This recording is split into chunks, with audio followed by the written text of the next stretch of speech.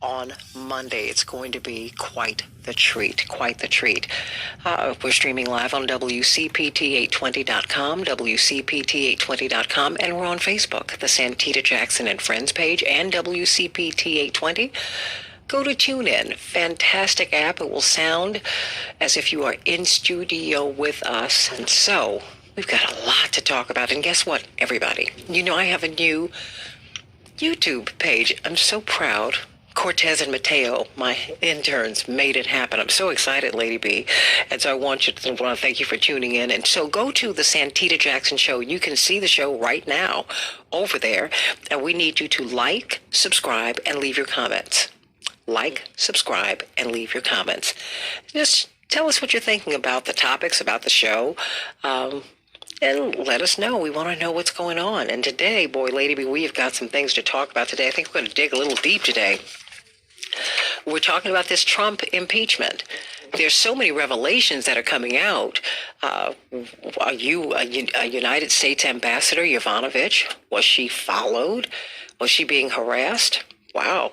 I mean, and coming from the president at that. Whew. What does all of that mean? But the man who's making the accusation, he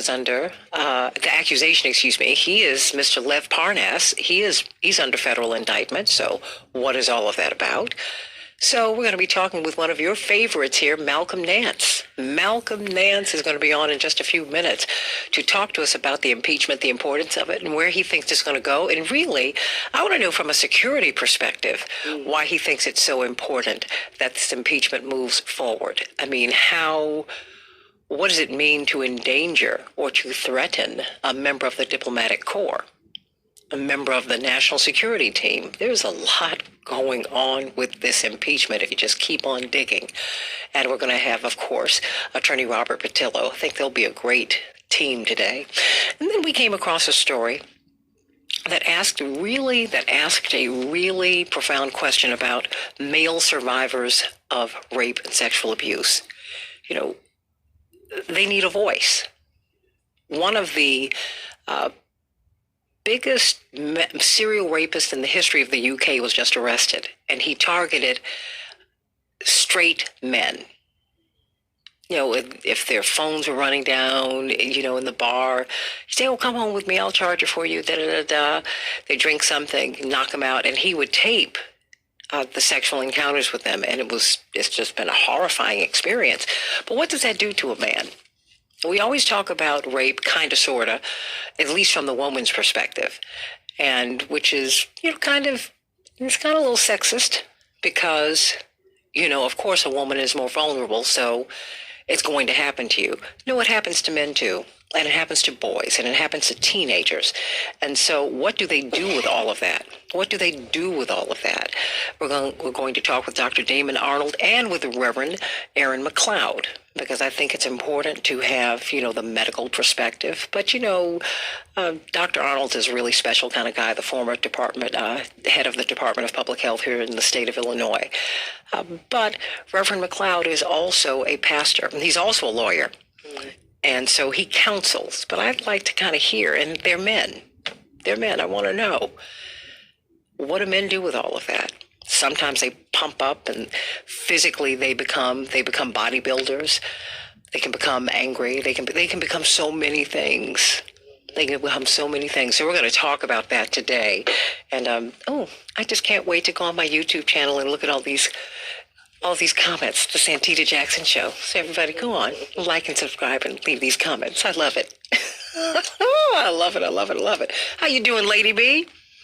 I'm doing good. Yeah, well, you sound fabulous. You said, you know what, before we get into the headlines, you know, I came across a story, and they're playing it up this morning, and it's something for us, and it touches me because one of my dearest friends in the world, you know, you have your friends and you have your sister friends. This is like one of my sister friends. When we were in college, she lost all of her hair, and she had a beautiful head of hair. Beautiful. I mean, faithfully went to get it done every week. All of that. And all of her hair fell out completely. Oh, wow. So you could imagine what that was like when we were in college. And fortunately, her family had the means for her to go get these wigs, but this is 30 plus years ago, and it was a lot. And because we have been so close, I would go with her to New York or wherever to find these wigs that people would have to make for her because she was completely, and she still is completely bald, and she's never revealed that. And I can understand that because there is so much shame surrounding that. Well, because for women, we've been told in particular for women that this is our crowning glory. Now, interestingly, when you go to Africa and if you get to Paris and you're like, oh, I thought you was not Ayanna Presley's choice. The Congress out in clumps. So these beautiful African twists that we've seen her wearing, it's been a wig. Wow. It's been a wig. But the photograph of her, she had an interview, and you've got to see the photograph of her. She looks, I think she kind of tapped into her true beauty. She looks fabulous, but it is quite a journey. It is quite a journey. So that's part of the headline. People are all talking about it today. And I just wanted to, hashtag true beauty and courage. Okay. And I'm so glad that she's come out because there's so many other people that she's going to help. There's so many other people because 7 million people in the United States alone have alopecia, some form of it. And she is completely bald, completely. And she is stunning. She looks stunning. You look her up. Look her up. I think I already put it out on Twitter. Just look her up. Okay. I said, oh, exciting. But I'm so glad that she's come out with that information because it's going to help some people. So let's get on to some of these headlines so that we can talk about this impeachment. Call me at 773-763. WCPT 773-763-9278. What do you think of the impeachment? Well, it hasn't even started. It's supposed to start on Tuesday. But oh my gosh, like, subscribe, and comment. Let me know on YouTube, on the Santita Jackson Show page. Let me know. Let me know what you think about all of this. Do you think that this is going to impact the presidential campaign? Oh, but that's all part of my headlines. Let's get right to it. According to The Guardian, as the Senate opened an impeachment trial in which President Trump will stand charged with abuse, hit with new allegations of wrongdoing by an agency within his own administration. The Government Accountability Office released a finding on Thursday morning that the suspension last year of military aid for Ukraine at President Trump's direction violated laws governing the disbursement of congressional aid to be broken, the agency found. The White House did not immediately respond to the allegation of criminality. I'm wondering if that's going to be part of the impeachment now. Well, we have to see because they can always add charges. And well, the fate of President Trump's presidency hinges on an impeachment case that is unfolding faster than Congress can keep up. That is according to Politico. And so much of it is because of an explosive interview by an associate of the president's personal lawyer, Rudolph Giuliani, Lev Parnas. What else will he say? The associate could even be called as a witness in the Senate trial. Will that happen? We'll see.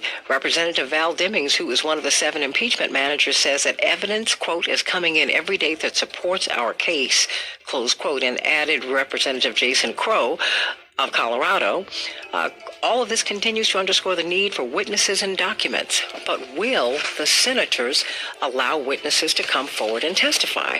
We will see. The Ukrainian government now has opened an investigation into the possible illegal surveillance of Marie Yovanovitch when she was the U.S. ambassador to Ukraine, following the publication of messages about her between 2 associates of Donald Trump's personal lawyer, Rudolph Giuliani. The Ukrainian Interior Ministry issued a statement yesterday saying that its position was not to interfere in U.S. domestic affairs, but that press reports of messages contain, quote, a possible violation of the law of Ukraine and the Vienna Convention on Diplomatic Relations, which protects the rights of a diplomat on the territory of the foreign country, close quote. The statement said Ukrainian authorities had initiated criminal proceedings and asked the U.S. for cooperation. Well, addressing a House document dump that provided more evidence in President Trump's still growing Ukraine scandal, a former White House official claimed on CNN that to all appearances, White House foreign policy has been conducted by 2-bit mobsters. Wow. Oh, this is from Raw Story. New Day hosts John Berman and Allison Camerata skipped over Tuesday night's Democratic debate to point to notes and text from Rudolph Giuliani's associate Lev Parnas that indicated that former U.S. ambassador to Ukraine, Marie Yovanovitch, was being stalked with hints of personal threats. Wow. I can't wait to ask Malcolm Nance about that, because now the Secretary of State is under a lot of pressure to reveal what he knew about any of those threats to her personal safety. Will he come forward? What will he say? We'll see. Now, this impeachment is impacting more than the president. It's impacting 3 candidates for the president of the United States. That's right, Senators Elizabeth Warren and Bernie Sanders and Amy Klobuchar will have to be at the impeachment. It is required. What will happen? Well, Senator Warren said, of course, it matters. It matters because now they are fewer than 20 days out from the Iowa caucuses. But they can't go. At least they can't go while the trial is in motion. So what do you think is going to happen? Oh, wow. I don't know. Well, guess what, everybody? Sanders is climbing in the polls. He's now tied with Biden among registered voters. That's right. It was an online poll released yesterday that showed 20% of registered Democrats and independents said they would back Sanders over 11 candidates to run in the general election against President Trump, an increase of 2 percentage points from a similar poll that ran last week. Another 19% supported Biden. He's kind of edging Biden. It's the margin of error, but it's very, very interesting to see how all of this is shaking out. And that's in light of what happened the other night at the debate. The Women's March is this Saturday, and we are going to, of course, we're going to have our own march here in Chicago. That's right. Are you going to be there? Mayor Lori Lightfoot, Cook County State's Attorney Kim Fox, Cook County Board President Tony Preckwinkle, State Comptroller Susana Mendoza, Illinois Senate Majority Leader Kimberly Lightfoot. They're all expected to attend the march. All you have to do is go to their Facebook page so that you can get some information. The marchers will gather at Grant. Begin at 11 a.m. Oh, it's going to be a great, great, great thing. Have you heard about the story of Tinsley Lewis? She's an 11-month-old who is on life support. She has a terminal illness, and she was born prematurely in February with a rare heart defect, which kept her at Cook's Children's Medical Center down in Texas. The hospital said in November that despite its efforts to give her the best of care, she's showing no signs of improvement. And so they've been in court trying to disconnect her from her life support. Well, now, although her mother is fighting for her to live, and she says her daughter deserves a fighting chance at life, the judge has denied her request to keep her daughter on life support.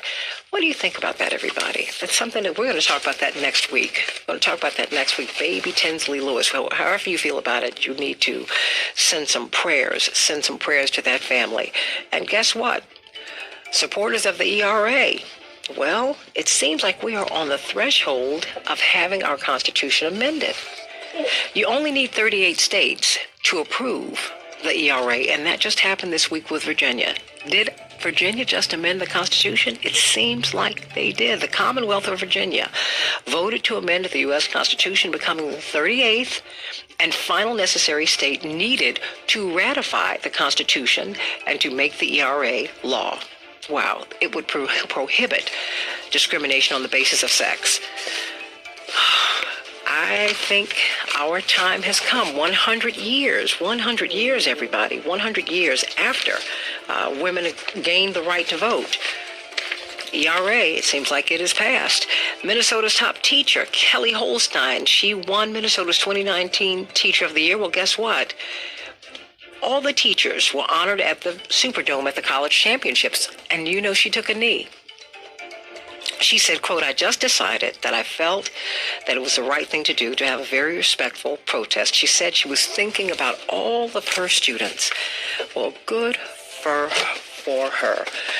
Everybody, I like that too. That made me feel good. Made me feel good. She said, we've got to do something and stand up for our children. Everybody, what do you think about this impeachment? Is this a good thing? Is this a good thing? Please go on my YouTube page, on the Santita Jackson Show page, and like and subscribe and leave us some comments. And of course, stay right over here on WCPT 820 and on the Santita Jackson and Friends page on Facebook so that we can look at each other and talk to each other. We're talking with Malcolm Nance, one of our favorite people. Boy, we could keep him on for 5 hours, but I'm only on 2. That's right. We could. His latest book is The Plot to Betray America, How the Trump Team Embraced Our Enemies, Compromised Our Security, and How We Can Fix It. And of course, we have civil rights attorney Robert Patillo on with us. But I had to first go to you, Malcolm Nance. What are we looking at? It seems like every day we're finding out something new. I mean, and now this revelation about Ambassador Yovanovitch being under surveillance by the Trump team. What was that? Good morning, Santita. Okay, you can say I told you so. You can say it. You can say it. Okay. We are looking. I wrote about this in my new book, Plot to Betray America, and I categorized it this way. When the Trump team took over during their transition in November 2016, going to the inauguration, they started to adopt the mindset that I call masters of the universe. And that meant that they felt that their winning an impossible election with all of the scurrilous characters that they had with them meant that when they came into office, they would rule with absolute certainty. They would amend or bend or break any law so long as they got what they wanted, and that they would rule for the 40% that put them in their own personal profit and no one else. And as far as they're concerned, they can do any dang thing they want. And if you see the information that we're finding out now, that they created parallel political tracks to carry out dirty work activities using the president's personal representatives. And then, as we learned on Rachel Maddow's last night, created a web of lawyers, associates to the president, and staffers so that there would always be some kind of privilege, executive privilege, attorney-client privilege, in the way so that none of this would be found out. I'm just saying it. They think they own America. I'm just stunned that they would surveil a U.S. ambassador. What does that say to you? Well, that was just absolutely shocking. And we have to find out more about that. And, despite what Trump was pushing for to get the Ukrainian government to carry out an investigation of Joe Biden and Joe Biden's son, Hunter Biden, which had absolutely nothing to stand on, now the Ukrainian government announced yesterday they are starting an investigation. They're starting an investigation into who it was that was in their country that was agreeing and passing on information about the movements of a U.S. ambassador. And this guy, Joseph F. I think it's John F. Hyde, from Connecticut, who's running for Congress in Connecticut, is this bizarre character that even Lev Parnas, the dirty trickster for Trump, said he thought that he was just a weird guy who talked a lot, who was some sort of drunk fool at the bar of the Trump Hotel. However, the way that he wrote his text messages, it appeared that he had people in Ukraine who were carrying out surveillance for him of the hour-to-hour movements of the U.S. ambassador, and was hinting darkly that they may be ready to take some sort of unspecified action in exchange for a contract. And so the question is, were they intending to harm the U.S. ambassador, kill the U.S. ambassador? To be quite blunt about it, it's possible. But at the end of the email exchange, he says, lol, anything that you can, you can do anything in the Ukraine if you have enough money. And you have to remember, this is the ambassador Trump personally wanted out. A weird guy takes some sort of Oh, please. Keep talking, because I'm just trying to, I feel like you told us so. You told us so. You have been, really, because you've been saying this since he was elected. Since he was elected, it's as if you had a crystal ball and you said, let me tell you, you all don't know what you've done. And my question is now, when we come back on the other side, I want to ask you, where do we go from here? Because now you've got two leading candidates for president who can't campaign because they've got to be at the impeachment trial. And they need this time on the ground, including Amy Klobuchar. What will that mean? Do you think that these Republicans, do you think that they're being patriotic by not asking for, did they lie when they said that they were going to be fair and impartial? When we get on the other side, because they've all said that they are going to stick to the party line over and against what is best for the country. Look, even if, hey, I think it would be a long shot. Don't believe it would happen. But if you found President Trump innocent, you got to have a trial so it can happen. That's not what they're saying they're going to do. Malcolm Nance, he said there was a plot to betray America. Wow. How the Trump team embraced our enemies, compromised our security, and how we can fix it. Let's talk about the impeachment on the Santita Jackson Show on WCPT 820. Back in a minute.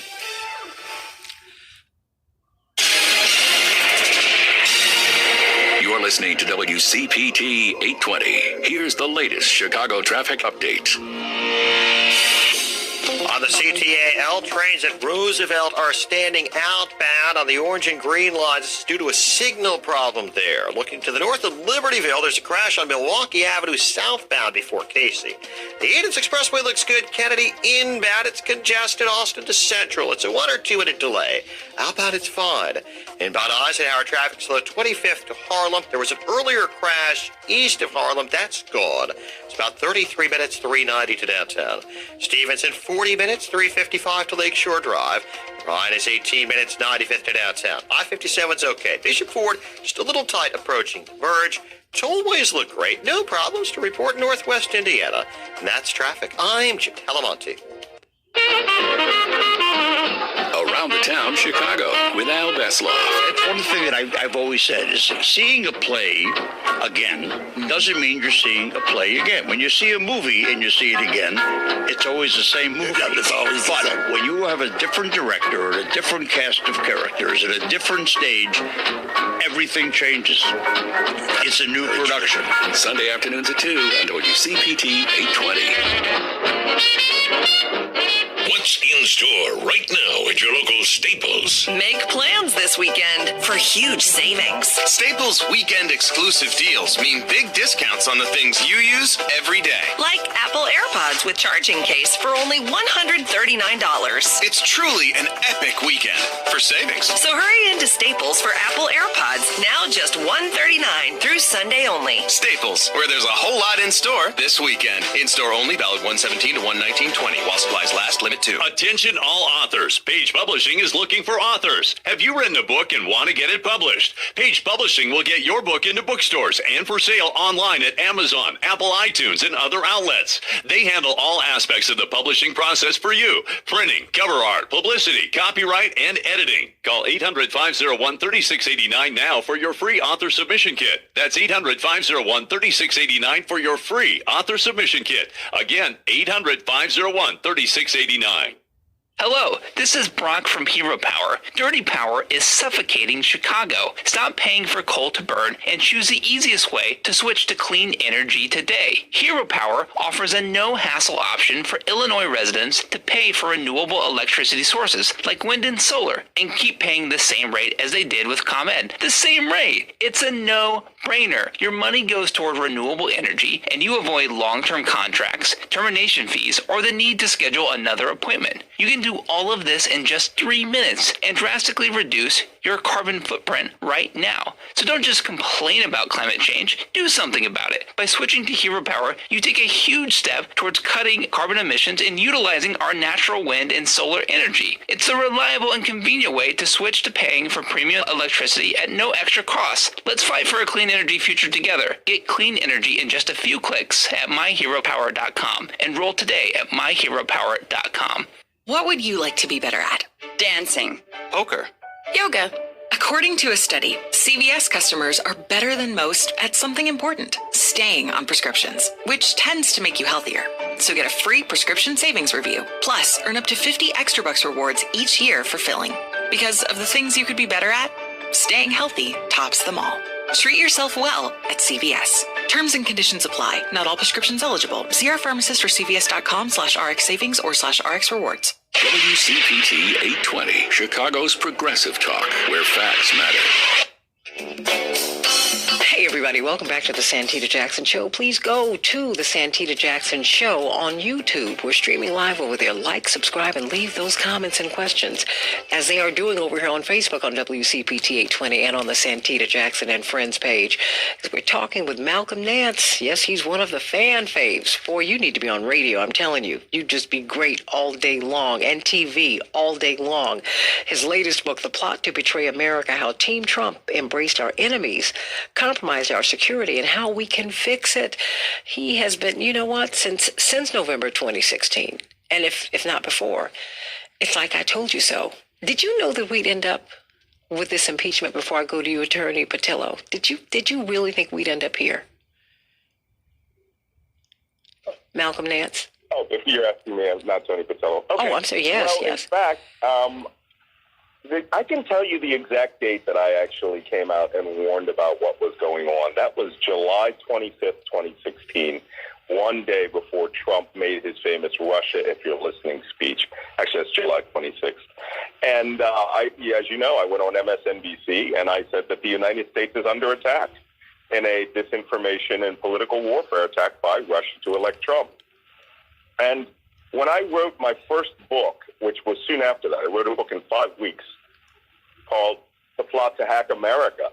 One of the last recommendations that I had in the book was, and predictions, was that this would lead to a national security crisis, that it would lead to a FBI counterintelligence investigation, and that it would eventually lead to that win, lose, or draw, Donald Trump would be investigated and brought to trial over what we suspected even before the election took place. And, of course, once he was elected, it was a foregone conclusion that, his behaviors and activities with Russia, with the oligarchy, the uber rich that essentially run Russia and flooded the United States with money, and his intensely shady associates, all of whom were like a bad remake of Goodfellas, so that all of this would lead to the collapse of this government. And I wrote that in now 3 books. Mm-hmm. And this latest one, The Plot to Betray America, I outlined virtually everything that led up to the Ukrainian investigation. And this book was written a year ago, actually turned in almost a year ago. It just shows that these main cast of characters, Rudy Giuliani, Roger Stone, Paul Manafort, most of whom are in prison right now, were Donald Trump's favorites. And he loved these people who would do dirty work, who would do things under the table. And, we were warned by Michael Cohen when he got convicted that, doing these activities for Donald Trump would bring ruin. And Trump doesn't care. The only ruin he cares about is his own bottom line, his own wallet. But if that means destroying the United States, he doesn't have a problem with that. He's working with our enemies. I mean, it's very apparent that he prefers the company of dictators and wishes that he were, especially today, now that he's been impeached and a trial is starting, he wishes that he was a dictator. And he exercises a dictator's tools by having his lackeys like, Lindsey Graham and all the rest of the Republicans literally betray their own oaths, their original oaths, and then we see their hypocrisy yesterday. Lindsey Graham went on Fox News last night to essentially say he would not, that he would make the fix on this election, on this trial, and that he had already prejudged how he's going to vote, and that he doesn't want any evidence and he doesn't want any witnesses. This is absolutely ludicrous. It's a disgrace, and it's the United States one step away from totalitarianism and away from what it was, which was a constitutional republic. What do you mean one step away from totalitarianism? Oh, my God, yeah. Well, Donald Trump is an autocrat. Let's just call it as we see it here. And like I said, I've been calling this out for 3 years. He doesn't believe in democracy. He doesn't believe in republicanism, which, by the way, I always get his crazy followers that go, we're not a democracy, we're a republic. Well, the definition of a republic is a democracy in which the rights of the minority parties are defended. Trump does not believe in any of that. He believes in single-party dominance. He believes in, essentially, that the president of the United States should have the same powers as a king. And, I've called him Mad King Donald before, but he is much, much more closely aligned to King George III at the time of the American Revolution than to any other president of the United States, other than the fact that he lives in the White House. So he believes the United States should be ruled as a one-party state, led by a person whose questions cannot, his commands cannot be questioned. That is an autocrat. That is totalitarianism. Attorney Robert Patillo, and you are in the heart and soul of the civil rights community, and you are in the South. You are in a red state. What are you seeing? What are you hearing from different communities? Well, I think what we're seeing now is the divide in this nation is going directly along the lines of where you get your information from. Since we've had this democratization of information, we have this overload. There's no longer the big three news networks, the major newspapers where we all are all reading from the same sheet of music. So there's two divergent areas of thought in this country, which are the people who look at the facts, who look at the witnesses who have come forward, who look at the evidence, who make the causal connections and say the president has committed a crime. And then there's a completely divergent group who look at the exact same information and say that it is all a deep state hoax and conspiracy that is nothing but a witch hunt that is out to get a political rival. And these two areas of thought exist concurrently within the same nation, and nobody has a true plan or apparatus in place to bring them together because they are so recalcitrant to each other, because they are so diametrically opposed that nobody wants to give any ground towards compromise, and even saying, well, maybe perhaps there are some areas where people in this country can agree on simply the same set of facts. Even if you have a different set of conclusions coming out of it, the same set of facts. I think that is the most troubling part of where we're at as a nation right now, because there's a good 40% of this country that says, well, the president was impeached, so what? What does that mean? Who cares?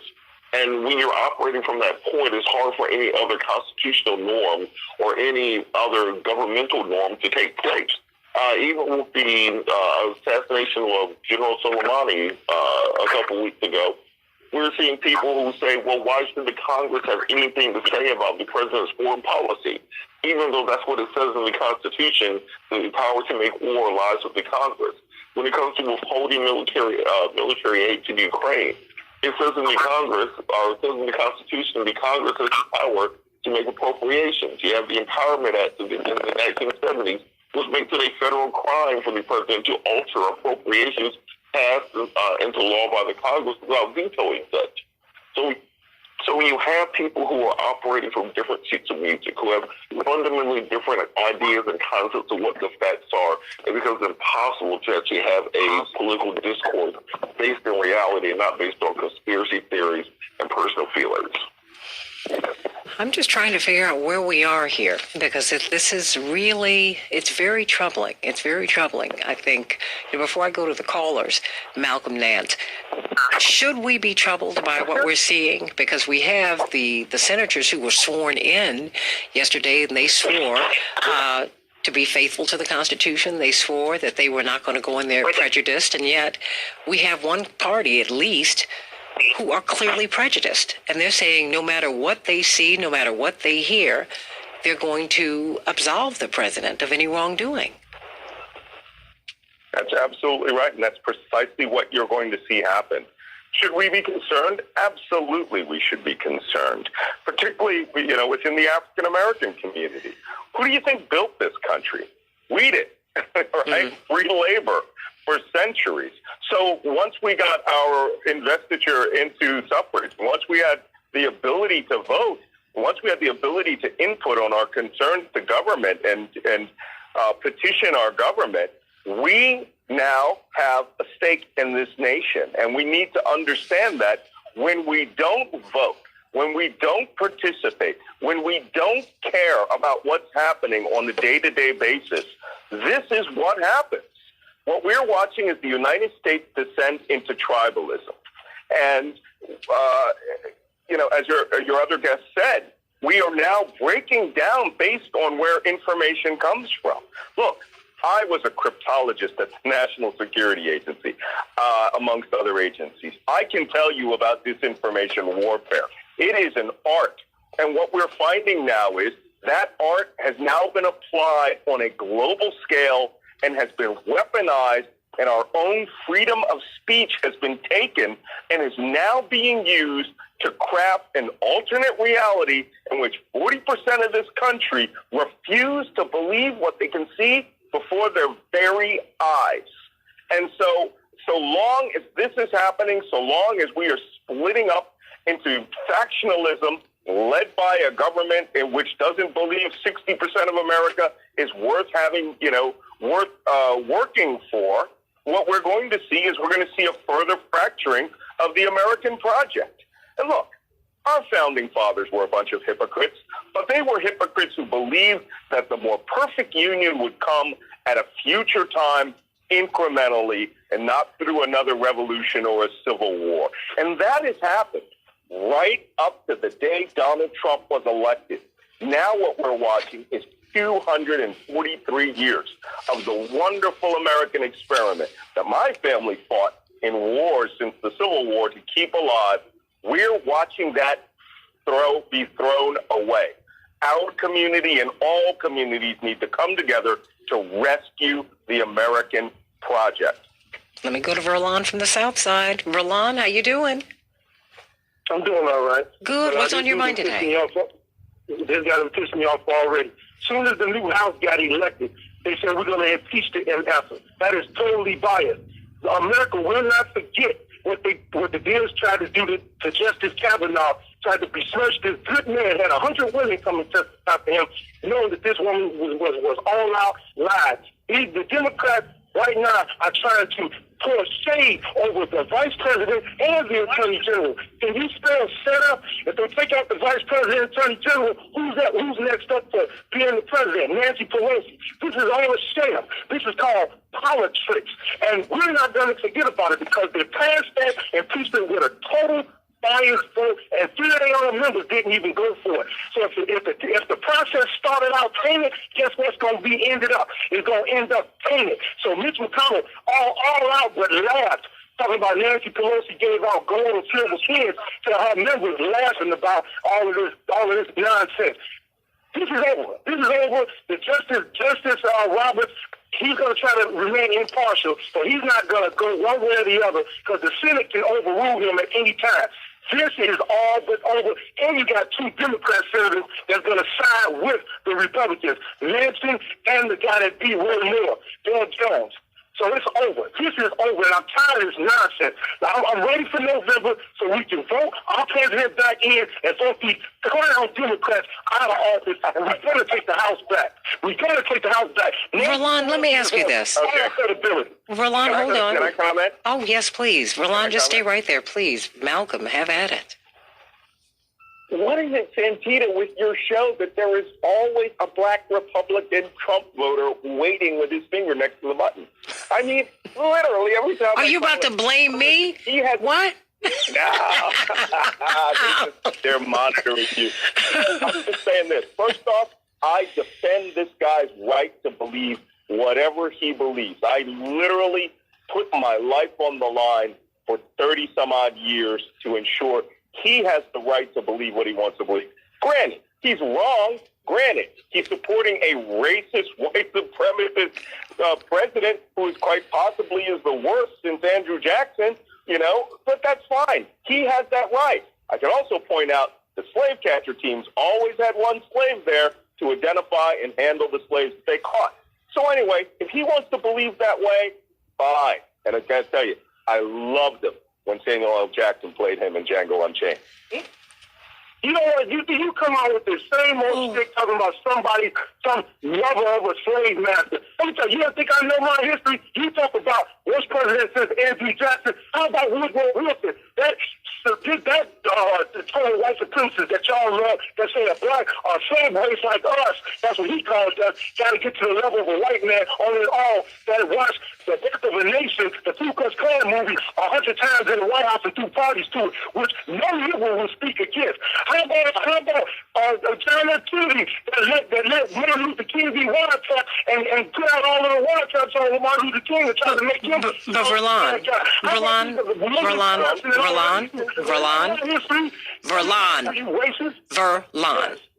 calm down. Now, when you hear my voice one time, calm down. Verlon. Enough. No, we're not going to do that. I'm not hanging up on you. I'll put you on hold. I asked you to observe the rules of engagement on this show, and I'm not going to let them be breached. Now, you need to calm down. I don't understand the emotional investment that you have in President Trump, or Democrat or Republican, because you have to negotiate with all of these people to get what you need. I told you before, you get who you want, you need to get who you need. You should not be invested in anybody. Politics is not about love, Malcolm Nance and Robert Patillo. It's a negotiation about power. That's what it is. So get over, this is not a date. It's a destination. What are you doing? You are more invested. I don't know what the investment in Donald Trump is for you. I don't get it. I really don't. I do not. Because he's not that invested in you. None of these people are. None of them. Not one. No, not one. I'm sounding like I'm about to sing about Jesus, but come on, Malcolm Nance and Attorney Robert Patillo, this is crazy. I mean, I'm hearing something that because even with Verlon, I'm not hearing you.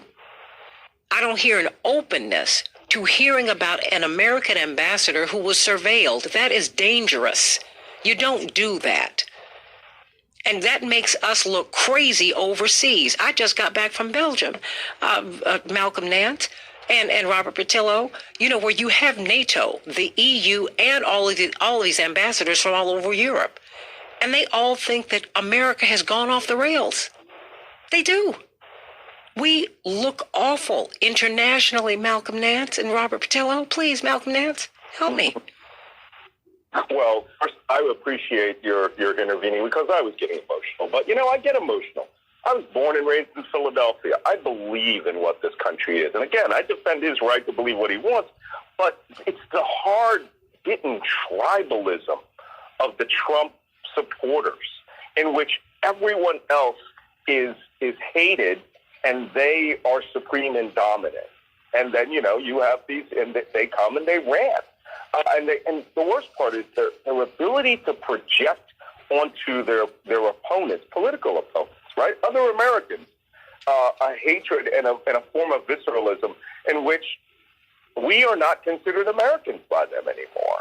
I love every person in this country. I literally defended every person in this country with my life. I'm proud to have served every moment in the armed forces and the intelligence community. But you know what? We all have to recognize there's a time to stand in defense of the Constitution, and that time is now. Robert Patillo, before I go back to the callers, what do you say? Well, Well, I think this is kind of an encapsulation of the discussion we're having this morning, where it's not a question of did the president violate 52 U.S.C. 301(2)(1) subsection A2 with regards to the solicitation of a foreign national for interference in the U.S. election. It's a federal code section. No one ever actually just says the president didn't do that. Did the president violate the Empowerment Act, which deals with federal appropriations of funds and the fact that the president cannot delay, encumber in any way the use of those appropriated funds without vetoing such a bill, which was passed during the Nixon administration. No one ever just says, well, he didn't do that. We're not talking about whether or not the president violated the separations of power by refusing to respond to subpoenas or by refusing to allow his subordinates to answer questions in front of Congress. And so when we have a conversation based on anything outside of that structure, then people start inserting their own political biases and concepts instead of simply saying, did these things happen? Did these violations of law happen? And if so, what did we as a nation do about it? Because if we say, yes, these violations happened and nothing should be done about it, then what we're saying is we don't believe in the exact Constitution which we claim that we want to support and defend. I think that is the issue we're having in our national discourse, and it's encapsulated this morning. Absolutely. Renee, what's on your mind today? Hi, good morning. Good morning. Santita, thanks. When I listen to Verlon, I feel so sad. Not because I actually think he believes one word that he just said, but I feel sad because he is purposely, in my opinion, trying to mislead people who may not be knowledgeable about our country's history or about what's really going on today with the Trump administration. I feel sad because he might mislead them into following behind him. And it makes me wonder, why is he doing this? Because I don't think he believes what he's saying. So maybe he's doing it because he's been recruited. Maybe he's getting paid to do it. And then I start to feel a little bit mad because he might make it possible to lead people to vote to keep this man in office. And that I'm sad, I'm mad, and it makes me believe that that line that we led ourselves into slavery, we're the reason we're enslaved. He makes me start believing, is that really possible? Because this man is black. No, he's leading us away from our best interest. Well, Renee, we didn't lead ourselves into slavery, but we were broken. I don't think we did. No, because you're right. We were not. I mean, because the fact is slaves are made, and we came over here rebelling. But you break people in order to remake them into what you need them to be, and that is what happened in slavery. I'm not going to call Verlon a slave. There is a body of black people and of black men in particular who support President Trump. Maybe it's his swagger. Maybe it's his boldness, all of that. I mean, because, we project onto people what we need ourselves to be. But I think he is misled. And I think that I don't think that he's trolling the show the way others do. I really don't. I think he genuinely feels this way. Now, you do have others who are trolling the show because remember, there are more than 2,500 talk radio stations in the United States. Only 5 or 6 are progressive. We are one of those 5 or 6. That's it. But he listens to you, so he's an intelligent man. So he hears the facts every day. He hears the facts, but yet he chooses not to believe the facts. So I don't think he's a slave. I think he's trying to enslave others by leading them astray. Because there are some people, some of them are my Facebook friends, who are purposely trying to lead black people in a certain direction, and it makes me wonder, what is the payoff for them? And I've seen some people get a payout. So I'm pretty sure that there are people who listen to the radio stations who want to mislead people, who are on Facebook trying to mislead people, and they know the truth. And yet they don't care because they're only thinking about their own selfish self-interest and not the interest of everybody, realizing that if they went for the greater good, that would help them and everybody else. And it makes me sad. It makes me mad. It makes me almost late for work. I've got to get ready. Thanks for taking my call. Have a great day. Bye-bye. Man, and almost late for work, Malcolm Nance. You got her wound up, too. How about that? Yeah, well, I think she makes very, very good observation. There are paid trolls out there. I don't think he's a paid troll. I think he's personally invested in being a person who just opposes the norm. And let me talk about the norm really quick. Just now, a Washington Post Ipsos poll came out. Of the African-American community, 90% disapprove of Trump's job performance. 83% say Trump is a racist. 77% say Trump deserves some or hardly any credit for the black unemployment rate. And 76% say Trump is doing as president, the things Trump are doing as president are bad for African Americans. Do you know what I'm constantly told by people on that side? That African Americans think monolithically and that we're slaves and, to the Democratic Party. No, we just do not work against our own self-interest. Thank you. We don't vote for people to enslave us either mentally or physically. We've been there for about 300 years. So we are, if anything, the most pragmatic thinkers in America. You just said it. When the Republicans wanted to help us get out of slavery, we were Republican. It was when Dr. King's father, a Republican, said, "You're not going to help get my son out of jail, and these people in the South will kill him." And when the Kennedys interfered, he said, "I'm going to do something big. I'm giving my vote to you, John Kennedy." That was a big deal, and that is why he did that. That is why we did that. Black people don't insult black people by calling us slaves of the Democratic Party. We are not enslaved to any party. We are wedded to our self-interest. Malcolm Nance, I thank you for all of your service and your patience, your good sense. Robert Patillo, Attorney Robert Patillo, I thank you for your patience, for your brilliance. Both of you are brilliant, and you have such good sense. We've got these callers who want to talk about this. Oh my goodness, I'm going to have you both back so we can talk to these black men who are these Republicans who are, I mean, I don't have a problem with you being with whatever party you're with. I really don't.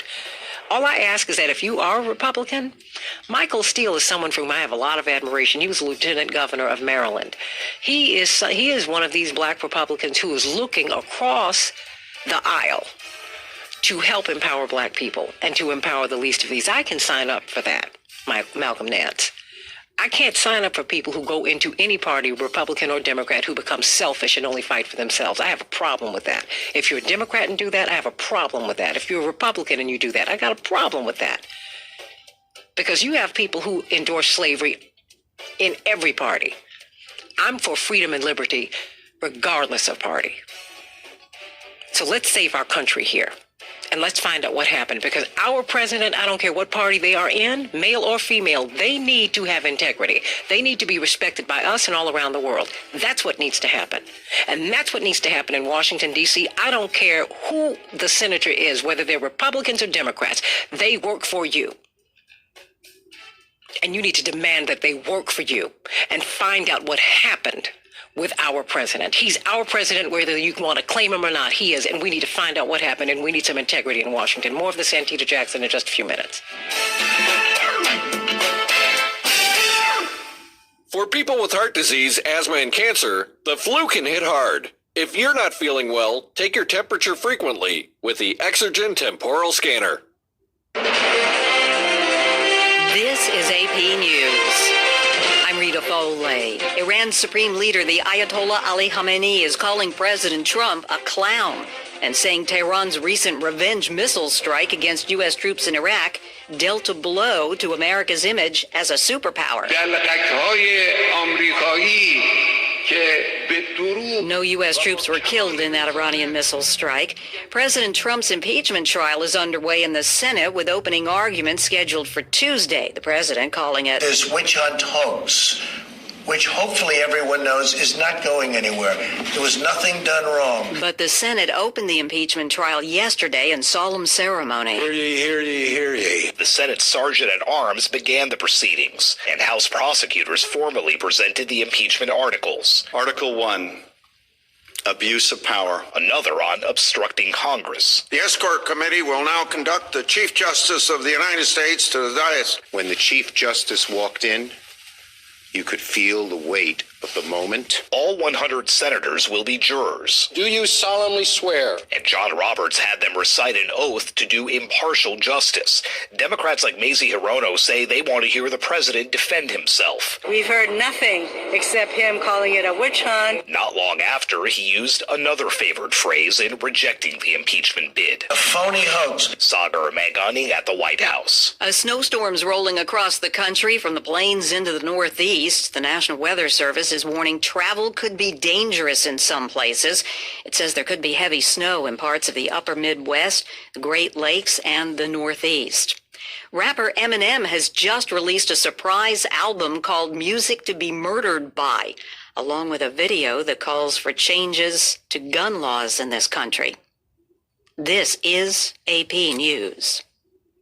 Harvey Weinstein's lawyers say his rape trial in New York is turning into a media circus, and they want it moved. The first 7 jurors, 4 men and 3 women, were selected Thursday for Harvey Weinstein's rape trial in New York. Judge James Burke has said he expects a panel of 12 jurors and 6 alternates to be seated in time for opening statements and testimony next Wednesday. Meantime, lawyers for Weinstein also went to appellate court in an attempt to move the trial out of New York City. They argue adverse and intense publicity make it impossible for the former Hollywood producer to get a fair trial. The 67-year-old Weinstein is charged with raping a woman in 2013 and sexually assaulting another in 2006. He's pleaded not guilty. I'm Mike Gracia. The Louvre Museum in Paris has been closed as dozens of protesters block the entrance to protest the French government's plans to raise the retirement age.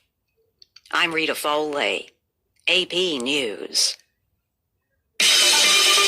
This is 8:20 a.m. WCPT Willow Springs and streaming worldwide at WCPT820.com. We are Chicago's progressive talk, where facts matter. Now your WCPT 820 Chicago traffic update. Inbound 8-inch traffic is stop and go from Lake Avenue to Old Orchard, where there's a crash on the right shoulder. It's 22 minutes, Lake Oak to Montrose. Outbound, it's fine. Kennedy, scattered delays inbound start at Canfield.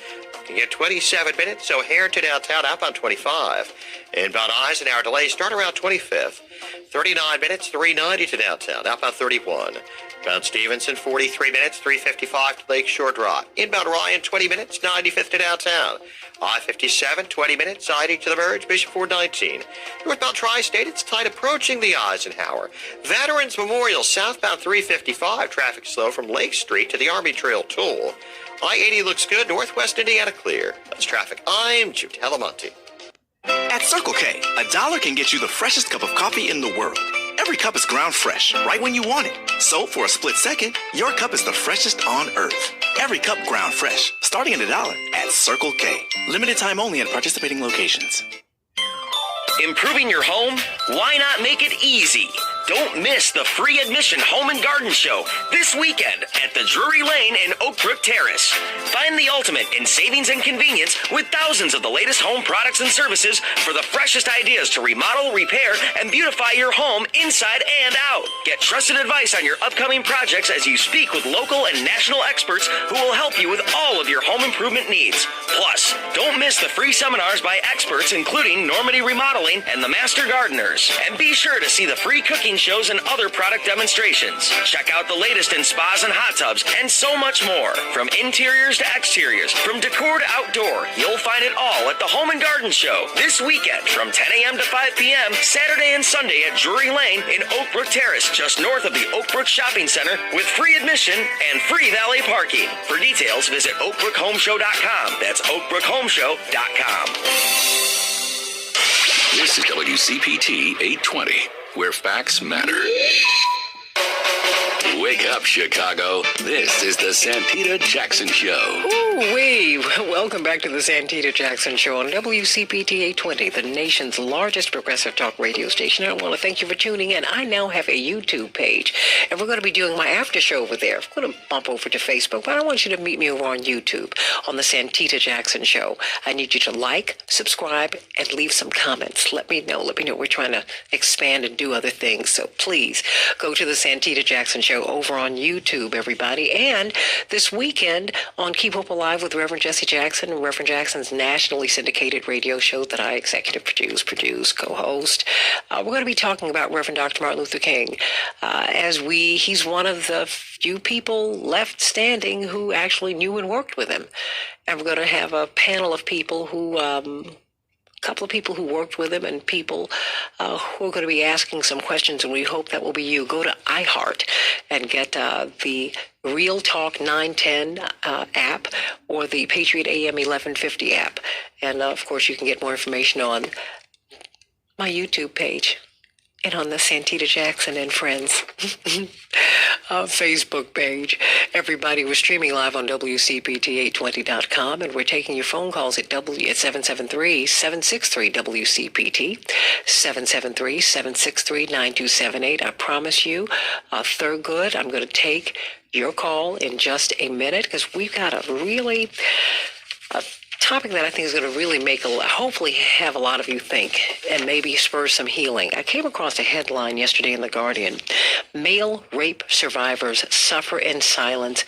We need to help them talk. In fact, they just started a program for male rape survivors in Sweden. It's one of the first of its kind in the world. And, then when I started looking into this, I came across so many other stories, how male rape survivors grapple with their masculinity. And I have to say, it's interesting, male rape victims are already called survivors. They're empowered and strengthened.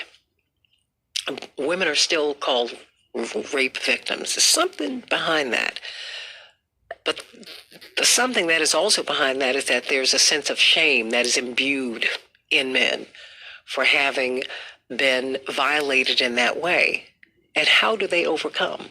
How do they overcome? We're going to talk with Dr. Damon Arnold, the former director of the Illinois Department of Public Health, about that. He's a veteran. He's an artist. He's someone who's very, very concerned. And I cannot wait to talk with him about that and talk with you should you have any questions about that. Lady B, boy, oh boy, everybody was all wound up in the last hour. Oh my gosh, Thurgood, I'm going to come to you before we get a couple of these, before we go to this discussion on male survivors of rape. But first, I want to go through a few headlines. Ayanna Pressley, a member of the squad, she's making headlines all over the world today because she has revealed a bold new look. It turns out that the 45-year-old freshman representative from Massachusetts, a member of the squad, she's now completely bald. We have known her for these beautiful African locks that she's been wearing, these twists. Actually, it's been a wig. She lost all of her hair over the past few months, and she is said, I want to tell my story because she wants to empower others, and so good for her. She said little girls are wearing shirts that say that my congresswoman wears braids. Well, you know what? They should put hashtag true beauty, hashtag courage, and we thank her for her example today. The impeachment trial opens as a watchdog group says that President Trump broke the law. According to The Guardian, as the Senate opened an impeachment trial in which Donald Trump will stand charged with abusing the power of his office, the president was hit with new allegations of wrongdoing by the Government Accountability Office. They released a finding on Thursday that the suspension last year of military aid for Ukraine at President Trump's direction violated laws governing the disbursement of congressionally appropriated funds. Trump caused the law to be broken, the agency found. The White House did not immediately respond to the allegation of criminality. And it just keeps on going. The Ukraine is investigating the possible surveillance of ousted U.S. Ambassador Marie Yovanovitch. The Ukrainian government has opened an investigation into the possible illegal surveillance of Ambassador Yovanovitch when she was ambassador to Kiev, following the publication of messages about her between two associates of President Donald Trump's personal lawyer. The Ukrainian Interior Ministry issued a statement yesterday saying that its position was not to interfere in U.S. domestic affairs, but that press reports of these messages contain, quote, a possible violation of the law of Ukraine and the Vienna Convention on Diplomatic Relations, which protects the rights of a diplomat on the territory of the foreign country, close quote. Yeah, because this could get them in trouble, Lady B. Internationally, they have to investigate this. Wow, ex-White House officials, are dropping the hammer on Mike Pompeo. They say, you need to let us know what happened with this Ambassador Yovanovitch. Wow, how will the impeachment trial impact election 2020?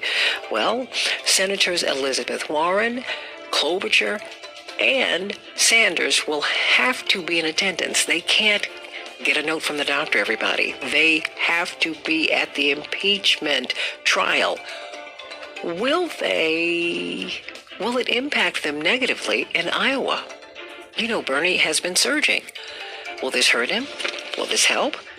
We don't know. Tomorrow, the Women's March is here in Chicago and all around the country. The marchers will gather at 9 a.m. in Grant Park, and they will start marching at 11 a.m. They expect to be led by Mayor Lori Lightfoot, of course, by the Women's March, but Mayor Lori Lightfoot, Cook County State Attorney Kim Fox, Cook County Board President Tony Preckwinkle, State Comptroller Susana Mendoza, and Illinois Senate Majority Leader Kimberly Lightford.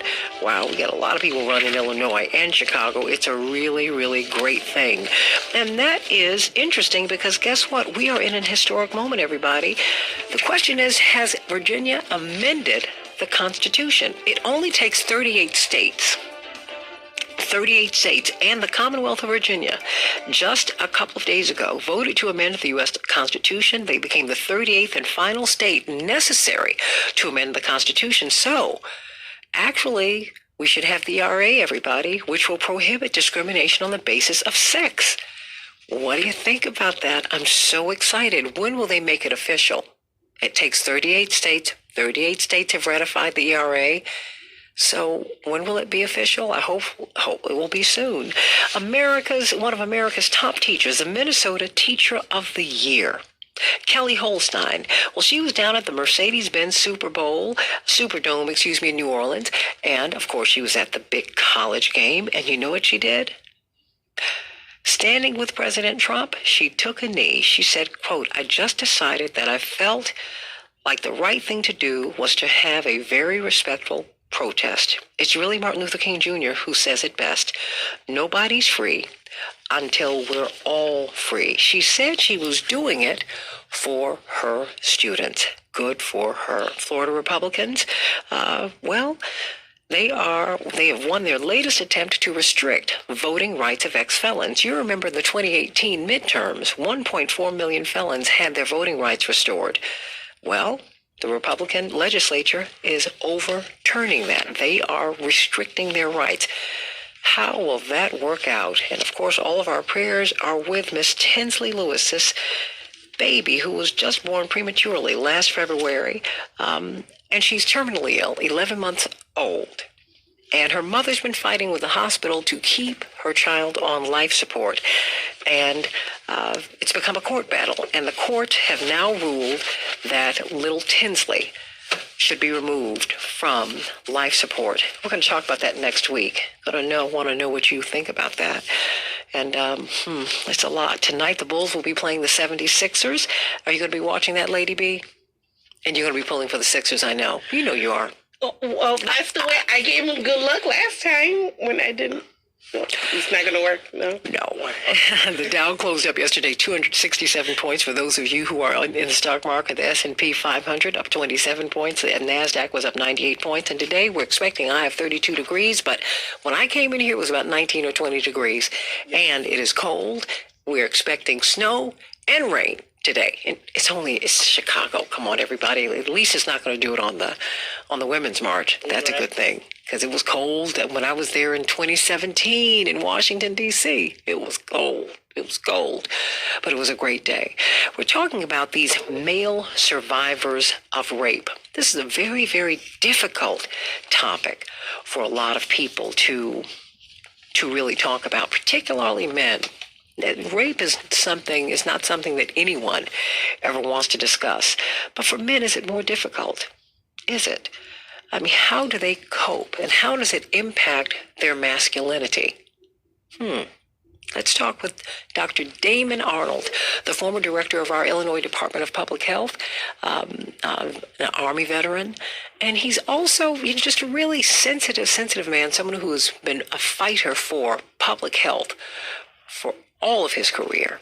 And Reverend, well, he's an Esquire, so he's an attorney as well. Aaron McLeod, great. Oh yeah, I know, Lady B, you love him too. I know we do. And he's absolutely brilliant. Both of them are. And of course, he is also the pastor of the Gorham United Methodist Church, in addition to being a principal at the McLeod Legal Group. Welcome to you both. How are you, Dr. Arnold and Reverend McLeod? Thank you. I came across these stories on male rape survivors, and this is happening in the context of what has happened in the United Kingdom. More than there's I guess he has the longest history of serial rapes in the history of the United Kingdom. At least that's since they have been documenting such a thing. And this young man, Reynard Sinaga, he's from Indonesia. He is thought by police to have abused at least 195 men over 2.5 years. He lured them into his apartment under the guise of being a good Samaritan, and it's been shocking to the country. And what is even more stunning to many people is that these men were apparently straight. So you tell me. I mean, how does a man cope with rape? And the New York Times had a story that I pulled about the survivors of rape in the military. Dr. Arnold, what does it do to a man, to his sense of himself? Hi, Santita. Thank you for having me on the show. Of course. And well, one of the things is that when we start talking about this, it really does a lot to a person, their self-esteem. It deals with a lot of the things that traditionally women have been facing as far as assault and rape. And it also it's an act where your gender identity is also threatened as well, where you're if you are straight, then you feel that you have been assaulted physically by someone else, but also that your gender identity has been insulted as well, or assaulted. And, people who are going through this, sometimes they have the same reactions traditionally that women have had, where they don't want to talk about it, they hide it. It may take years for it to come up. And it happens more often than we think in society. We know of all the stories about priests who have assaulted their, victims and that type of thing. But in the military in particular, one thing that I thought was really important to know is that when you are a military member, you are considered to be federal property. Your body, you are considered to be part of the military corps. So if you do something, if you stay up too late, you do something to hurt yourself, those kinds of things, you can actually be looked at through UCMJ, Uniform Code of Military Justice, for doing things that are injurious to yourself or other people, and that is considered to be a crime against the military and the government and the state. So when these things happen, I think that, first of all, the person who is perpetrating it has extremely poor leadership and should not be in that position, should be taken out of that position. I also think that the commander who has someone who has been assaulted and has taken no steps towards addressing the issue or making sure that it's vetted the correct way, that they should also be relieved of command as well. And the reason is that you have a duty and honor to, and you're supposed to be protecting the American citizens, and those people who are being assaulted are still American citizens. So it goes against the core belief of why you are even in your uniform. So, I feel that there are many grounds for those things to be taken seriously. I also think if someone comes forward with an erroneous, complaint, that they should be also reprimanded in the same kind of way. So I think it's an honor. The people who are within that unit, within that platoon, or their battle buddies, if they don't step up, they should not be actually in that uniform as well, from my personal viewpoint.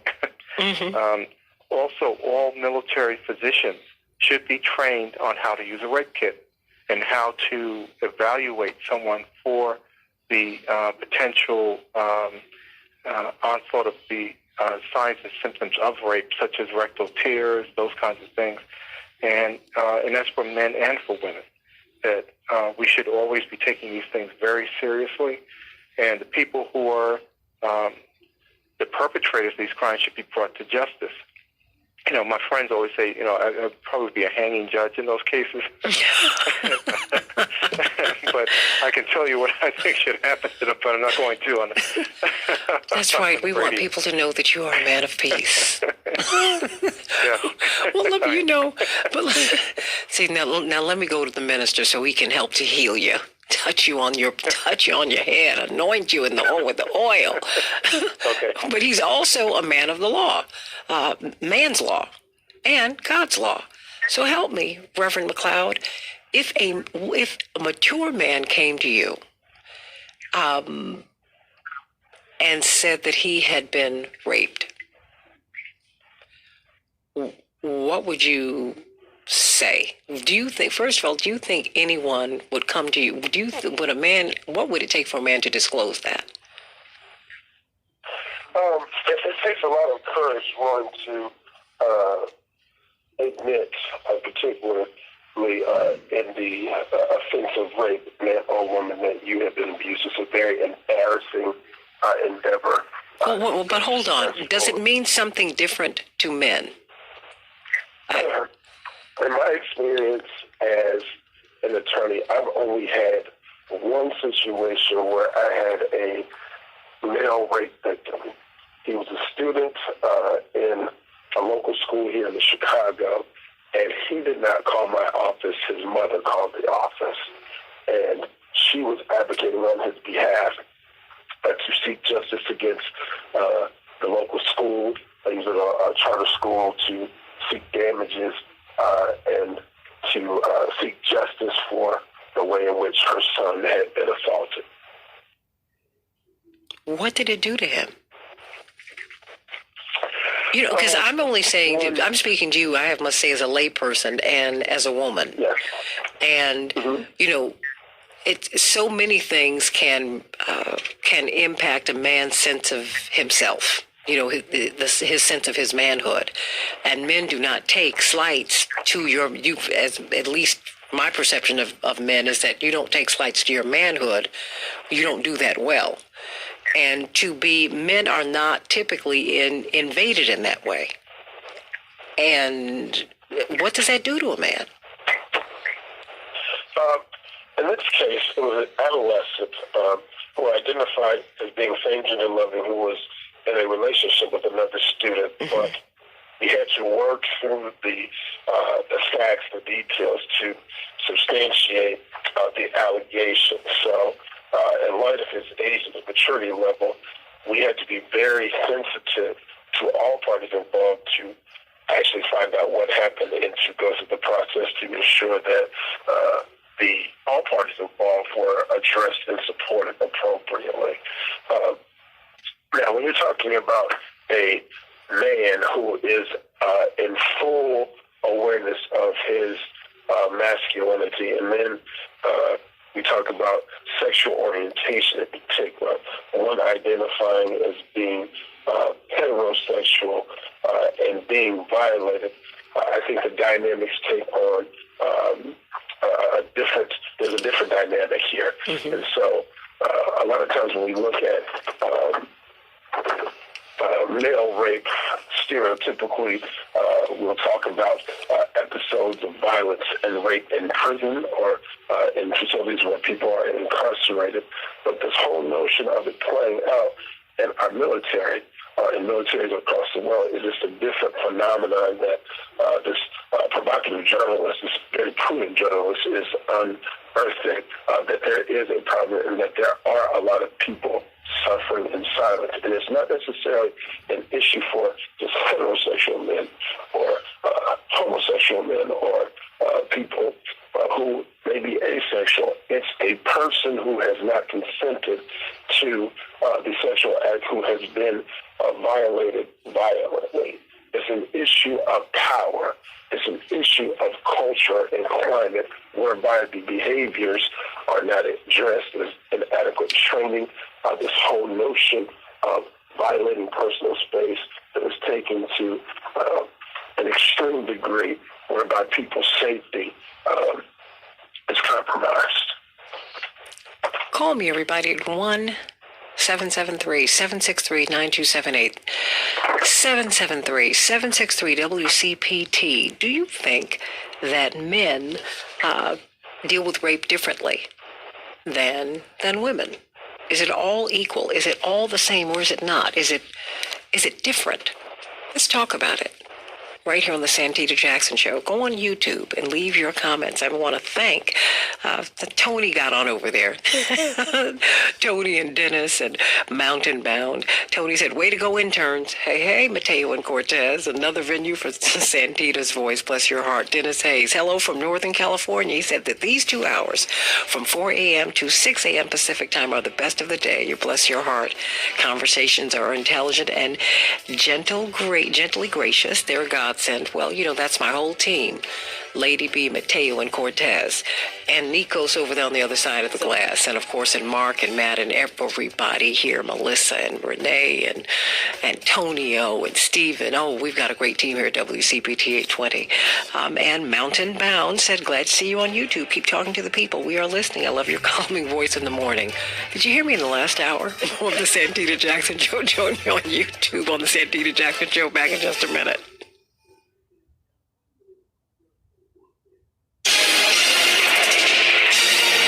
You're listening to WCPT 820. Here's the latest Chicago traffic update.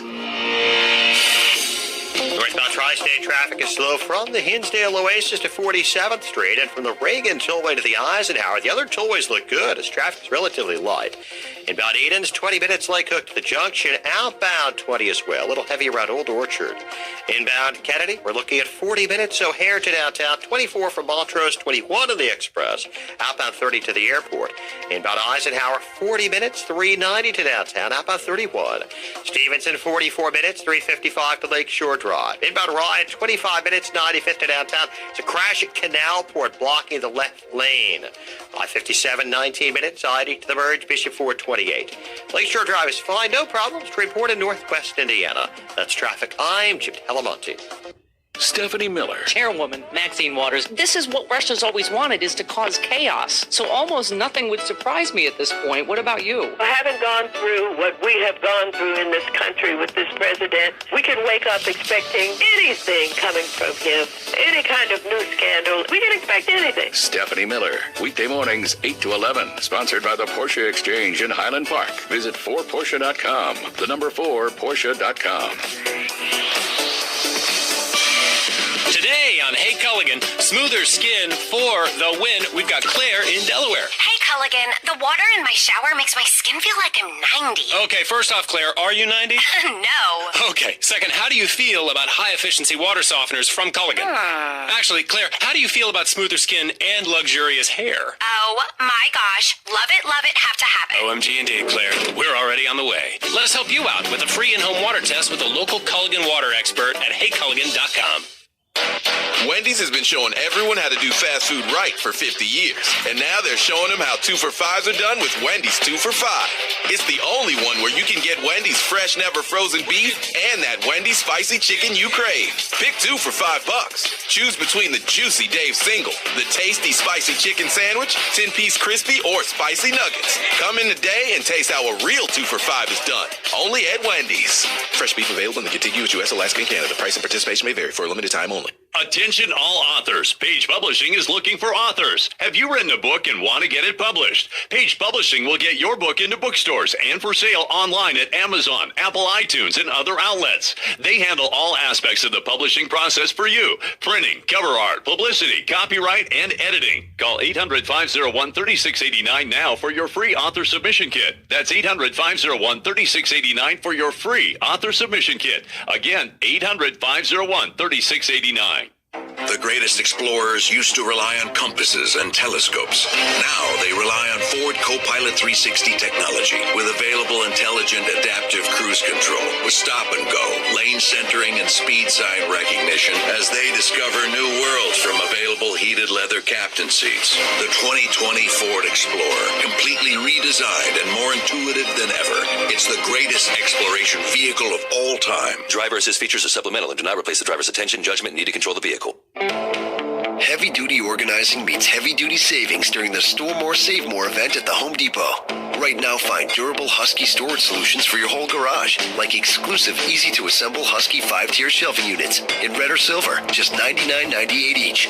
Order online for fast and easy pickup. It's a good time to be a doer and for getting organized with help from the Home Depot. How doers get more done. Each sold separately, limited time only. Event end dates vary by store. See store for details. Available in store and online. You're listening to WCPT 820 because facts matter.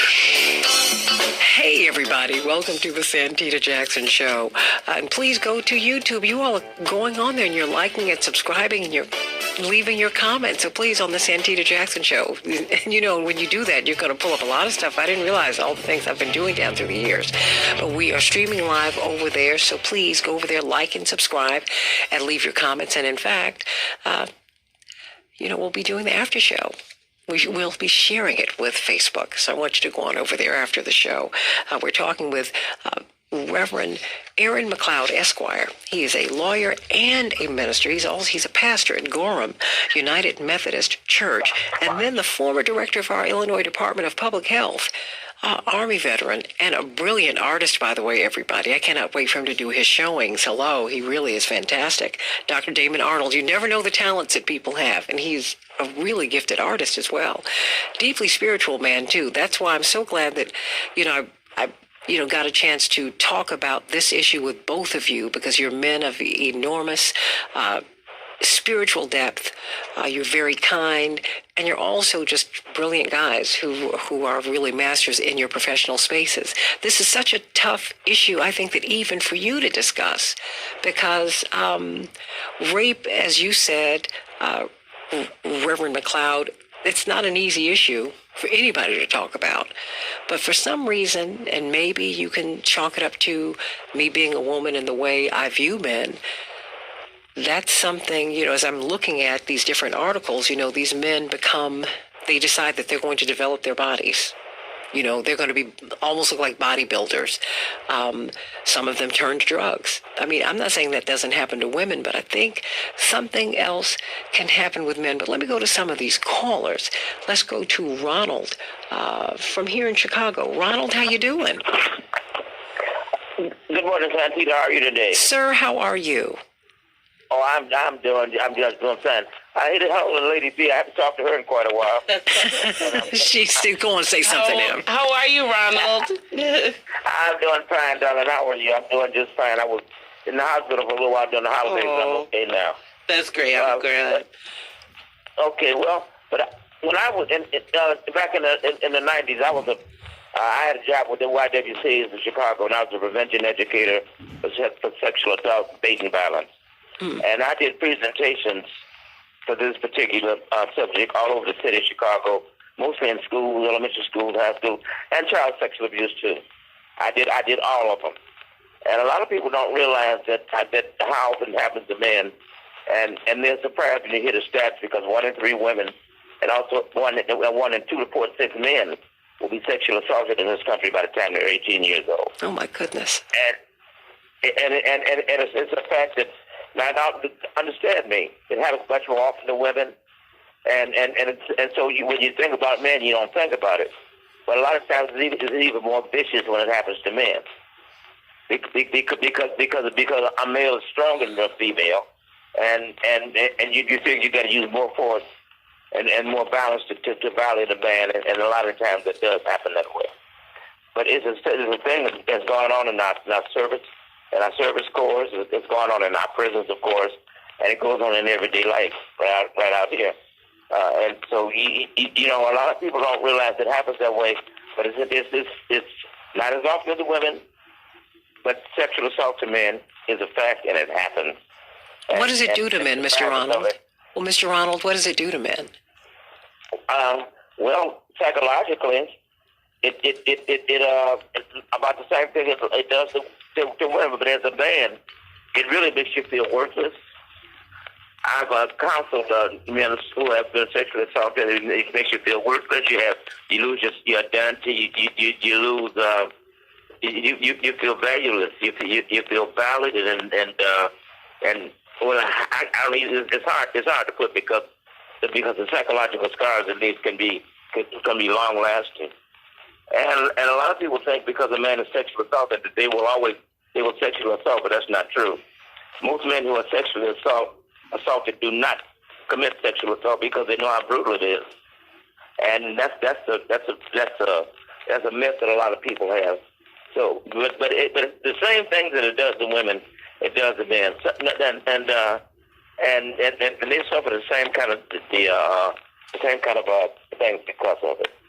Thank you, Mr. Ronald. Blessings to you. Let me go to Richard. Richard, what's on your mind today? Good morning. I've known and heard from people that they have been sexually assaulted, both men and women. Mm-hmm. And as you know, that so many of our black men have been in the penitentiary. 30% have been incarcerated. And not everybody, I think it's a stereotype that every one of those prisoners has been sexually assaulted, but a lot of them have been. And one thing that happens is a certain amount of reflex homophobia comes about because when they think of male-on-male sex, they think of the brutality that happened to them, and they have an emotional reaction, and that's understandable. Two, both with the male and female that have been sexually assaulted, it is the inability to trust their children with someone else. So that if you're a male figure, if you're the stepfather or the father or the grandfather, the person that has been sexually assaulted would look at you as, I got to check this person out to a abnormal degree. Also, there are people who have flashbacks and who, of course, drink and drug, find it difficult to have a stable relationship. But I don't find people to be necessarily closed mouth about it to a remarkable degree from a person who hasn't been sexually assaulted. I was just amazed. The people that would tell me that they have been, and it was just a matter of fact situation. So, but yes, and that in a nutshell is what my experience has been with people who have been sexually assaulted. But, thank you for that. Thank you for that, because I think it's a very tough topic for people to talk about, and for anyone who has experienced that trauma, and whether you keep it hidden or whether you decide to reveal it, you're really trying to survive, if not thrive with it. And so, my prayers go with everyone, and I applaud you all, because whether you reveal it or not, you're living with it. And yes. Excuse me for interrupting. Yes, sir. When you were at your old station to the right, mm-hmm. the one subject that never got many calls, even though many people could call upon it, mm-hmm. was being molested as a kid. Yeah. The female host that replaced you was just amazed, and she spoke up about it. And she gets cricket when she brings that up. So that's just another theme. Well, and I appreciate it. That's why I'm glad to get these calls from you today, because it's a tough, and that's no reflection on the person who replaced me, because she's a brilliant host. It's a tough topic. It's really, really tough, and that's why when I saw the articles, particularly in light of this serial rapist in the UK, he raped almost 200 men in 2.5 years. That's what subject of. Yes, sir. And the thing is that some of the people didn't know they were raped. That's right. He lured them home. He saw that their phones were dying when they were in a bar or they were out. And, you're just like, hey, man, how you doing? And, just come by, and he taped, he used his phone and he recorded these incidents. And it's terrible. It's terrible. Yes, sir. And the famous men that have been, or somewhat famous people that have been raped, the original Isaiah Thomas, his son had pressed charges and came out publicly on how he was raped by another man. Mm-hmm. And Richard Pryor's son has come out, or somewhat come out about the fact that he was raped by another man. So maybe with these people coming out on this subject, and of course the great work that females have done coming out about this with the Me Too movement, maybe we can, put an end to some of it, and at least get some type of self-enclosure with some of these people by coming out and getting help.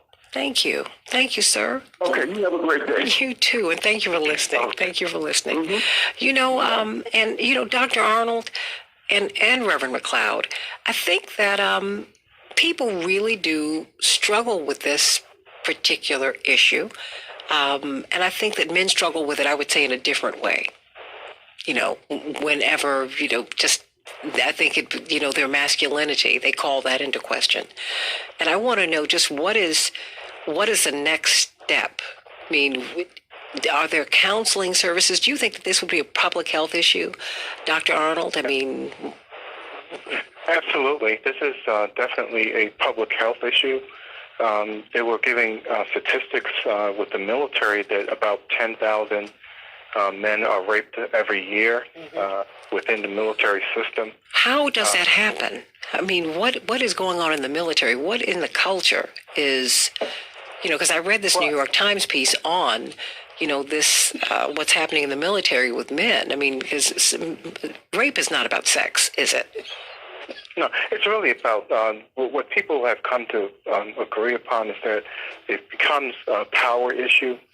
Control and power over another person and exerting your will on someone else. It's almost like bullying, we have in the school systems, that kind of thing, where you try to subdue someone else.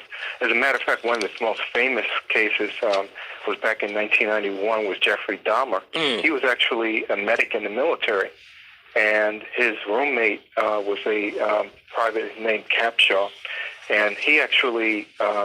gives vivid accounts of how he was sexually assaulted by Jeffrey Dahmer while living with him in the military barracks. And one of the problems with it is that by not coming forward and talking about it, or for people around him not to recognize it, the command structure, even the other people in the unit, what ended up happening was now Jeffrey Dahmer killed 17 young men and boys outside and was actually cannibalizing them as well. So this is something that we have got to pay attention to, and we can't bury our heads in the sand at all. And I think personally, if you have something in your history, you think that something is affecting you, you need to come forward, speak to someone about it, speak to your healthcare professional, trusted healthcare professional, talk.